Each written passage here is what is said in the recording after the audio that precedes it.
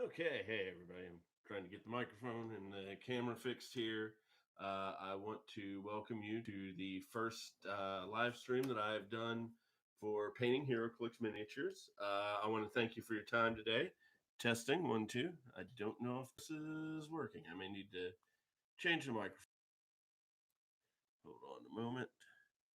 Testing, 1, 2. Check. Testing, 1, 2. That may be a bit better. Okay, so like I said, we are actually going to talk a little bit about what you might want to do when you're painting your Heroclix miniatures. Now, I mean, there are plenty of videos out there that help give you guidance on painting miniatures. The thing about it is that there are some differences when you're looking at the Heroclix miniatures, things that you need to be aware of because they don't react quite the same way to the paints as you get when you're looking at some of the other types of miniatures.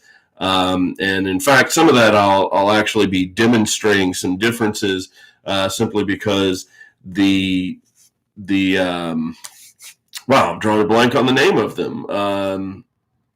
The unpainted miniatures that are sold now are actually, they react a lot more like your traditional tabletop miniatures than the regular Heroclix do.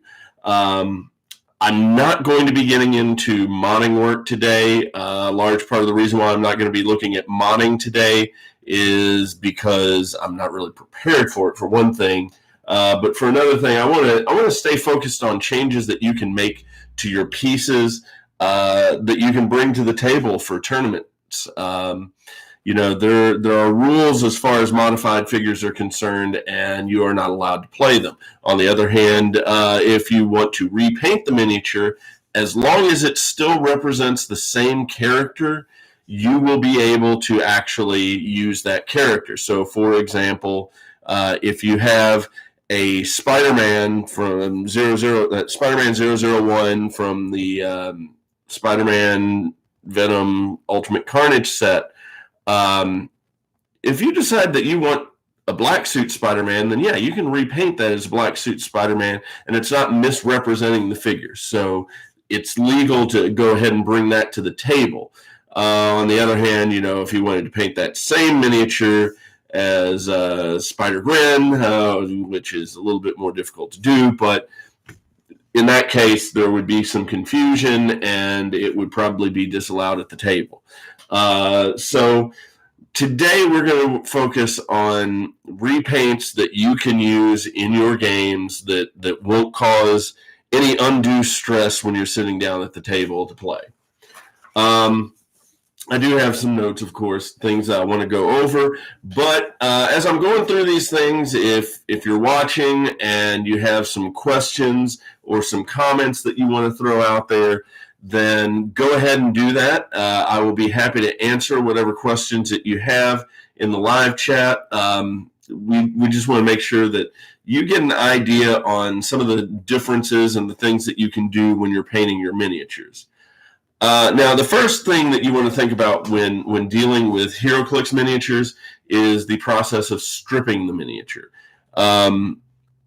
Most of the Heroclix pieces have a pretty interesting paint job to them.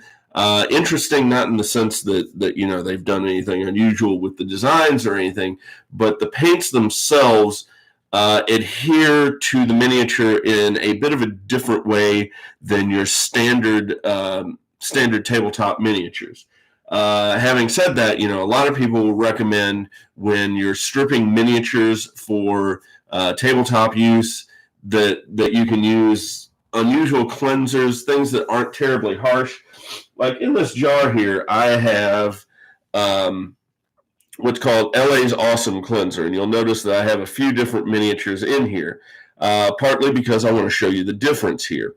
For one, I've got one of the new miniatures from the House of X, Dr. Alia, in there. And if you will, she's been sitting in there for a few days, and if you will notice, the paint here is still pretty well on the miniature. A lot of times when they've been sitting in this, you can use a brush to get off the paint, you do want to use a rather stiff brush to do this.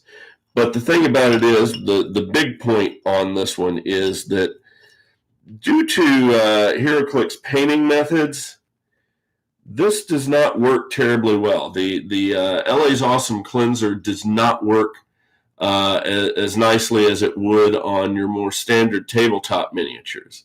On the other hand, I do have some deep cuts figures in here. Let us take a look at Angel. And you will notice that I had him painted, and now he is not painted. And if I just take this brush, you'll notice that the paint is actually coming off. It does do a pretty good job of cleaning the miniature. One moment, get some more of this off here. Like I said, you want to use a rough and fairly stiff brush when you're doing this. But as you'll notice, the paint is coming off. And there is also primer that is built into the deep cuts pieces. And this will also get the primer off of that. Now, right now, I don't have the full gear to take everything off. But I just wanted to give you the general look there to see that on a more standard miniature, this LA's Awesome Cleaner will do a good job of getting paint off your miniatures. On the other hand, it won't get it off of your standard Heroclix figures, such as the new style House of X miniatures. Been soaking in that for a while. Not a thing has been done to it. So whatever they use to seal their miniatures, it does not allow you to strip the paint off with something as benign as LA's Awesome Cleaner. Which brings me to acetone. Okay, so acetone, you do have to be careful when using this. For one, you want to be in a well-ventilated area because the acetone will actually create a smell that will cause you some harm. No doubt about that. But on the other hand, the acetone is also strong enough to get the paint off of the Heroclix miniatures.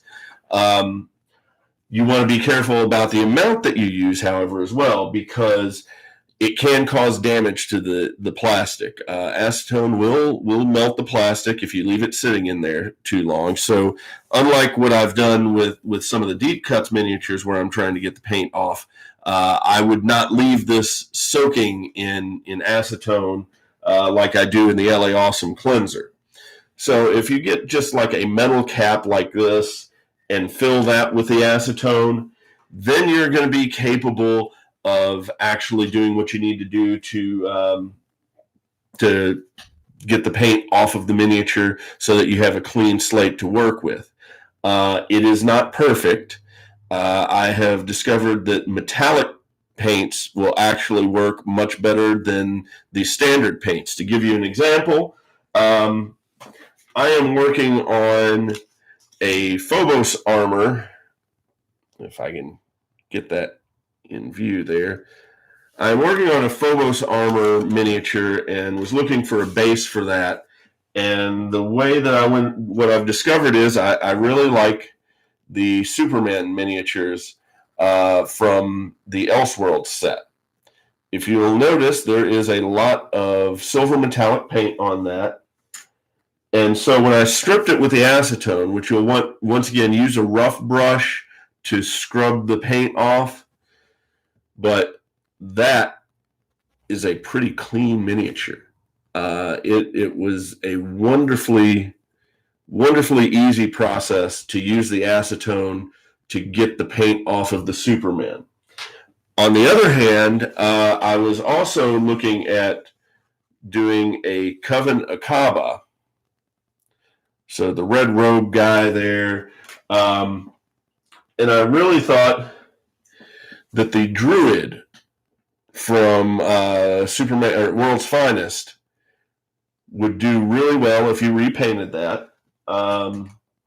So I went ahead and stripped that. Unfortunately, they are very, very fragile, so the feet broke off of it. But as you can tell, not as clean of a job. Not all of the paint came off of it. You're still going to see some remnants. It looks pretty dirty. So the non-metallic paints seem to stick to the miniatures a little bit more intensely than the metallic paints. So be aware of that. The thing is, though, that you don't need a completely blank slate when you're working on repainting these things. This is actually good enough to get what you're after. So that is one way that you could prep your mini. Another method that you could use to prep your mini is just prime it. Go ahead and take the unmodified mini. I would pull it off its base before you do it, but take the unmodified mini and use some flat spray paint. Some people will say that it's better to use an actual primer. I'll be perfectly honest, I haven't noticed much difference between the store-bought primers and the actual flat spray paint. The big thing is it's giving it a grittier surface for the paint to adhere to.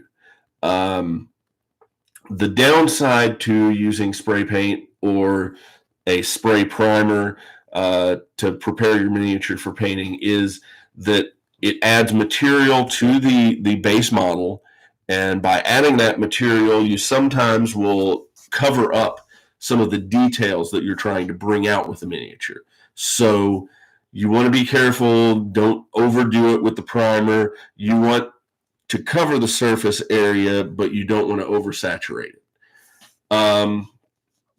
Another method that you can use to prepare your miniature for painting is just apply a base coat. The problem with that is that when you're talking about a base coat, you're using the paints that you're going to be using to paint the miniature anyway, and because of the process that WizKids uses to paint those miniatures, the paint does not adhere terribly well to what it is that you're attempting to paint. So you generally will have to do 2 to 3 coats to get the base on there before you start doing your detail work on the miniature. And it's tedious, it's frustrating, and it also wastes a lot of paint that you probably want to save for better purposes. So if you are preparing your miniature, I recommend either stripping the miniature or priming it. I would not recommend going the base coat route. The only reason it might be better than priming is that primers tend to be a little bit thicker, and so they may obscure the details a little bit more than what the base coat might do. But ultimately, if you can strip your miniatures, go ahead and do that. They will look a lot better. Well, they'll be easier to work with, I should say. So getting on to the actual painting, what kinds of paints do I like to use? Well, there are a lot of quality paints out there. Some people will swear by Games Workshop and Citadel miniature paints. They are very good quality paints. They will do what you want them to do. The difficulty that I have with the GW paints is the containers that they are in make mixing colors a bit more difficult. It also makes thinning the paint more difficult as far as getting your layers in if you're trying to do some layering work, which I'll get into a little bit later in this video here. So unfortunately, I generally will recommend staying away from the Games Workshop paints just because of the method that they market these.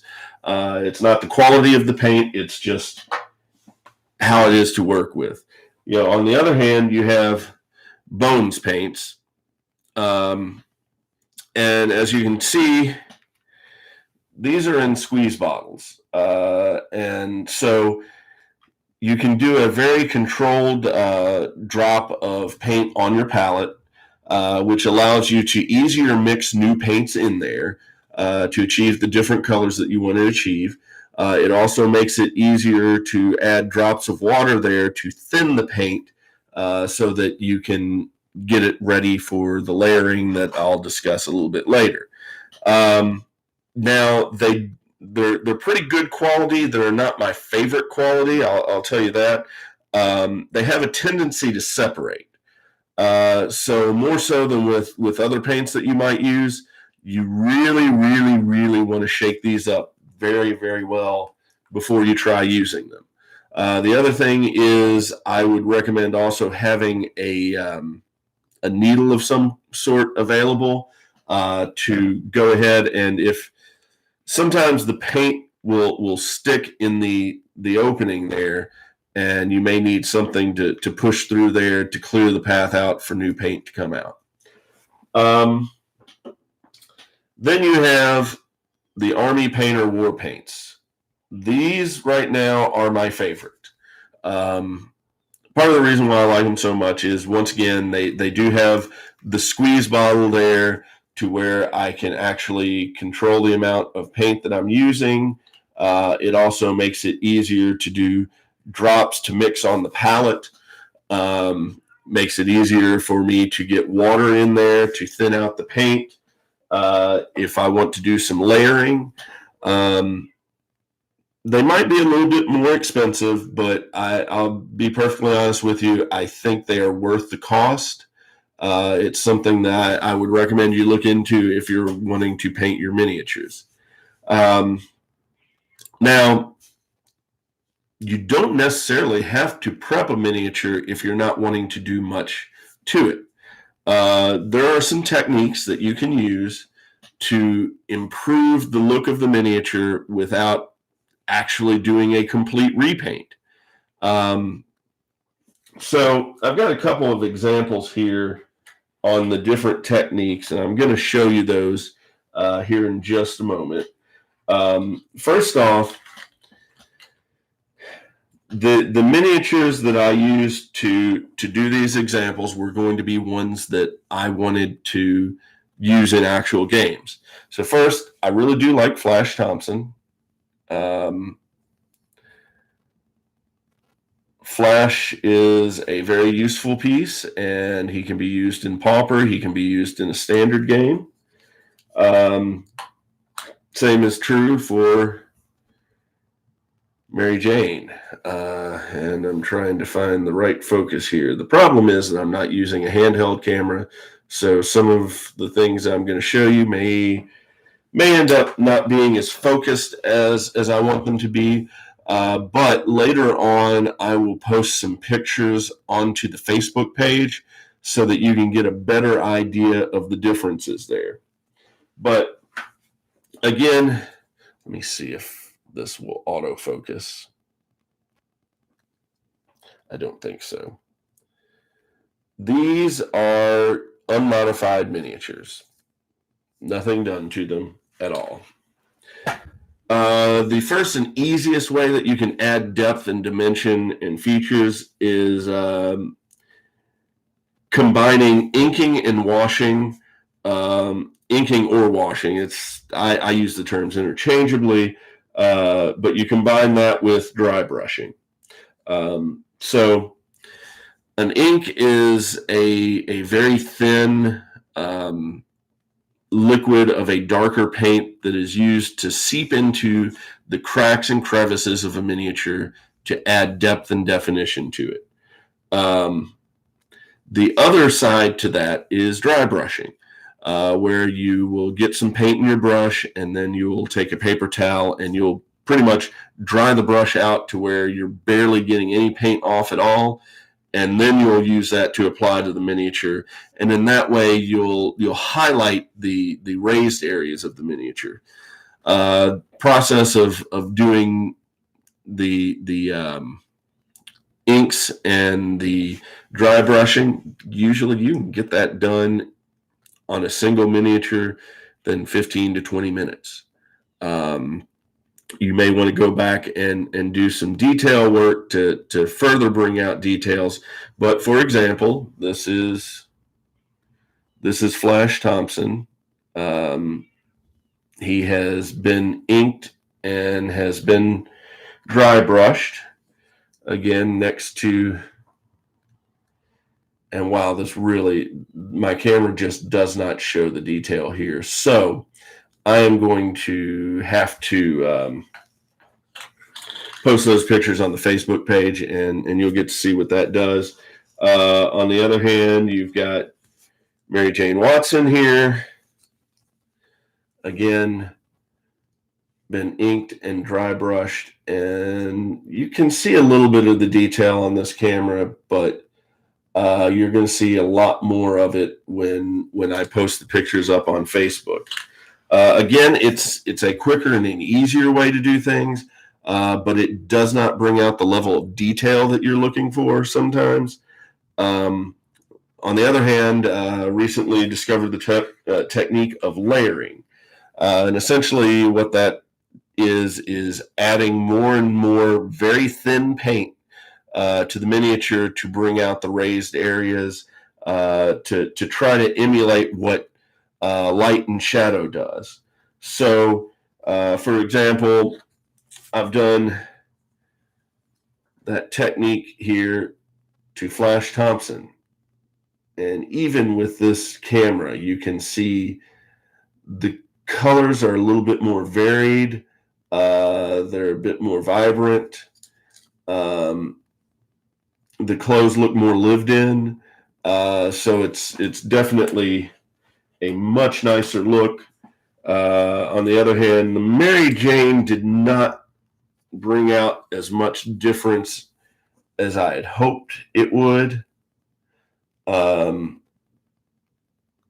You can see a little bit of contrast through the camera.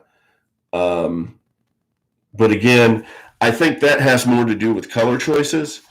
When you are doing inks, or well, not inks, but you're doing layering, you want to continue to brighten up, to make the colors less intense versions of whatever color it is that you're using, so that it kind of pops out and looks like light hitting the object.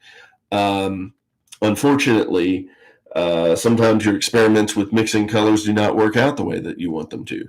And you just keep on trying until you get it right. There's a lot of trial and error to it, but in the end, you do come up with some very nice looking pieces. In some ways, you can actually do that to change the miniature entirely.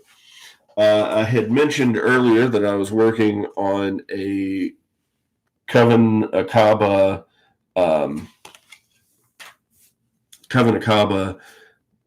bystander token, and while I did go ahead and strip one of the miniatures to try to get that, I also took the time to do some dry brush and some layering techniques, and came up with a very, very nice looking miniature. It looked much better before I dropped it and the ankles broke, because these druids suck as far as the ankles are concerned. But on the other hand, it is still, the details have come out very nicely, and without even really having to do a full-blown paint job, I was able to adjust the color on it just by applying continual small layers of different versions of crimson. So ended up looking very, very good. I was pleased with how that turned out. Again, I'm going to post a picture of that on the Facebook page, so you guys can see some of the things that I've been working with and discussing here today. With that is about all that I have for you today. I am going to try to do more videos, but I'm going to try to do more detailed videos and less live stream. I may try to do some actual produced videos on painting and dry brushing, so that you get to see exactly how the process works, what's going on with those. And then if questions come up later, I can do another live stream and we can talk painting at that point in time. We'll probably also talk some modding in the future. But I hope you have enjoyed this and learned a thing or two from it. Until next time, I want to thank you for reading Clickbait and thank you for subscribing and watching my videos. If you are looking for something specific, don't hesitate to let me know. I will be happy to get that information to you. So take care and have a great weekend.